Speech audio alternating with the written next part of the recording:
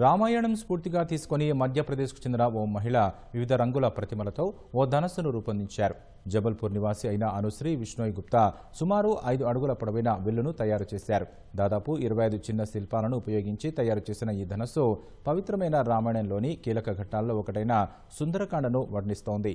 వృత్తిరీత్యా mechanical engineer అయిన అనుశ్రీ ఈ కళాకృతిని చేయడానికి 6 నెలల సమయం తీసుకున్నారు. పూర్తిగా హస్తకళతో ఈ విల్లును రూపొందించారు.